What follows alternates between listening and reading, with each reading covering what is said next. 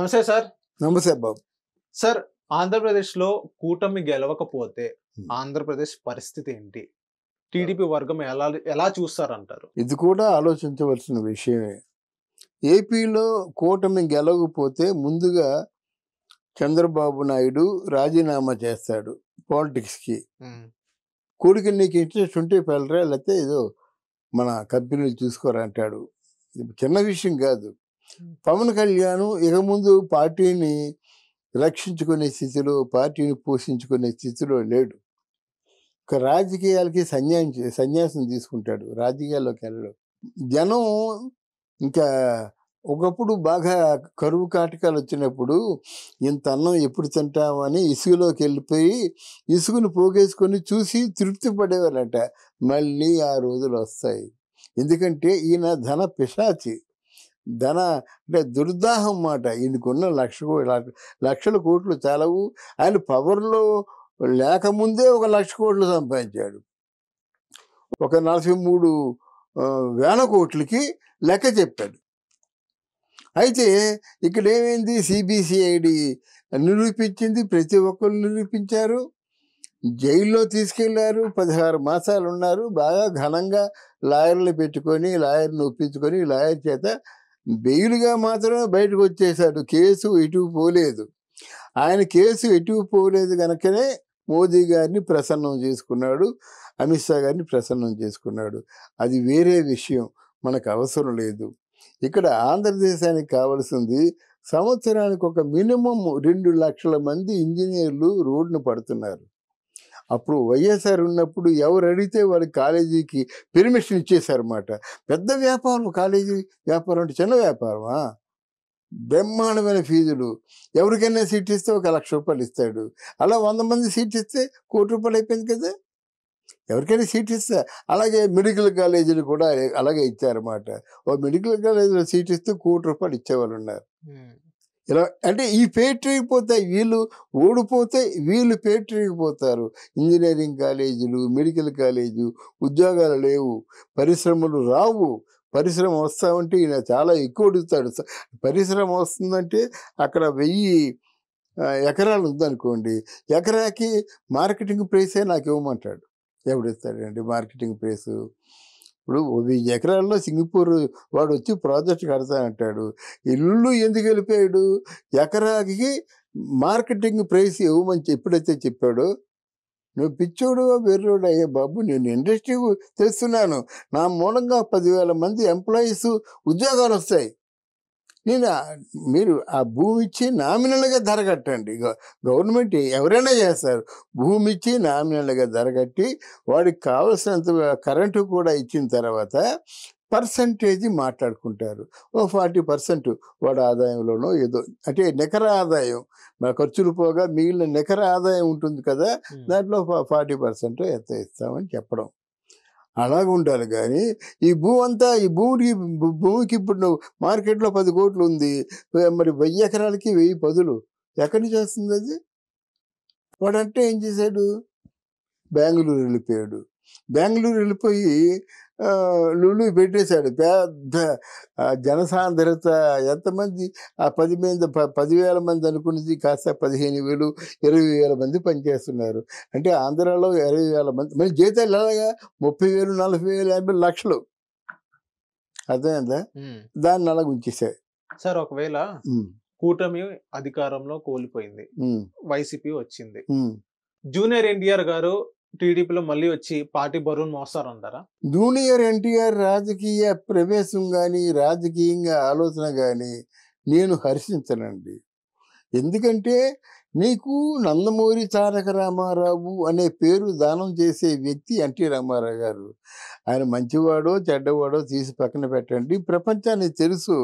తెలుగువారి ఆత్మగౌరవాన్ని ప్రపంచానికి చెప్పినవాడు నందమూరి తారక రామారావు గారు.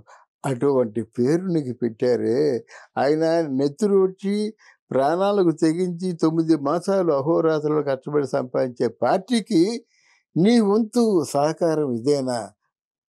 సినిమాలు వదిలేసి నువ్వు పెద్ద స్టార్ అవ్వాలనుకున్నావు, అవ్వు, అది చెప్పు. నేను వస్తాను, రాజకీయాల్లోకి వస్తాను, ఎప్పుడు తగిన సమయం కుదిరితే వస్తానని చెప్పు.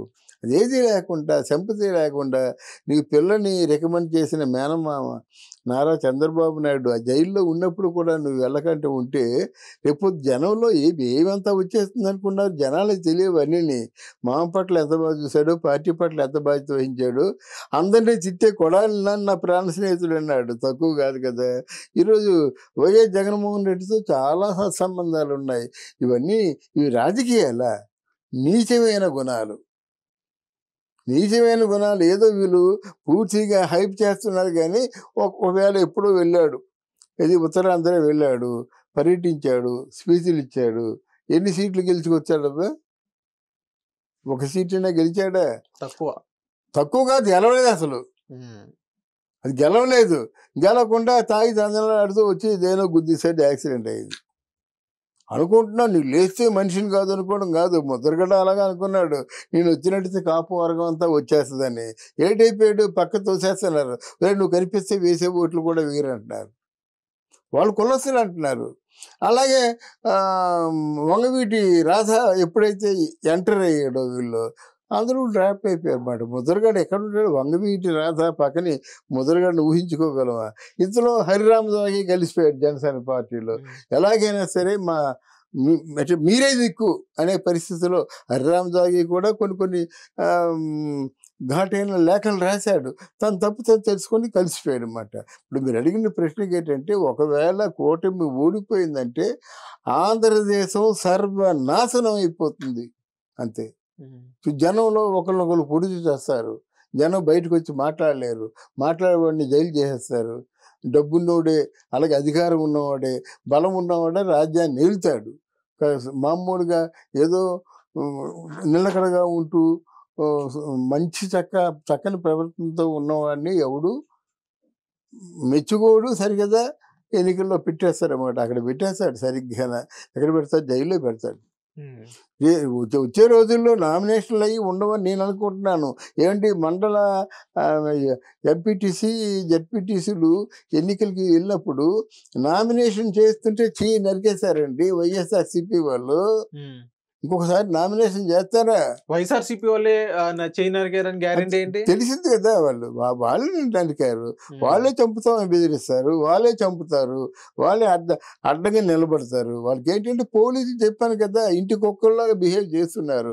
అంత పెద్ద మాట అనకూడదు కానీ కడుపు మండి అంటున్నారు అన్నమాట. పోలీసులు జనాలను రక్షించాలండి, జనాల ప్రాణాలు కాపాడాలి. లా అండ్ ఆర్డర్స్ అంటే ఏంటంటే న్యాయబద్ధమైనటువంటి నిబంధనలు ఉండాలి. అవి లేకపోతే ఇంకెందుకని పోలీసు? ఒకవేళ మళ్ళీ జగన్ వస్తే మీరు ఆంధ్రప్రదేశ్ని ఊహించుకోలేము.